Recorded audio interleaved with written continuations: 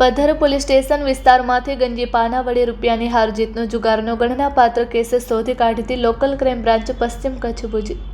કબજે કરેલ મુદ્દામાલ રોકડા રૂપિયા 15,100, ગંજીપાના નંગ 52, મોબાઈલ ફોન નંગ 9 કિંમત રૂપિયા 45,000। પકડાયેલ આરોપી સ્મૃત રાજસિંહ કૃષ્ણકુમારસિંહ જાડેજા ઉંમર વર્ષ 20 રહે જાંબુડી તાલુકો ભુજ, દીપ મુકેશભાઈ ઠક્કર ઉંમર વર્ષ 22 રહે કોટડા ચકાર તાલુકો ભુજ, બાદલગીરી અનિલગર ગોસ્વામી ઉંમર વર્ષ 25 રહે કોટડા ચકારી તાલુકો ભુજ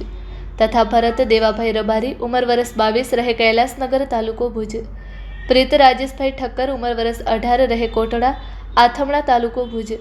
તથા ઋતુરાજસિંહ કિરીટસિંહ જાડેજા ઉંમર વર્ષ 22 રહે જાંબુડી તાલુકો ભુજ તેમજ ગિરિરાજસિંહ હકુમતસિંહ જાડેજા ઉંમર વર્ષ 20 રહે જાંબુડી તાલુકો ભુજ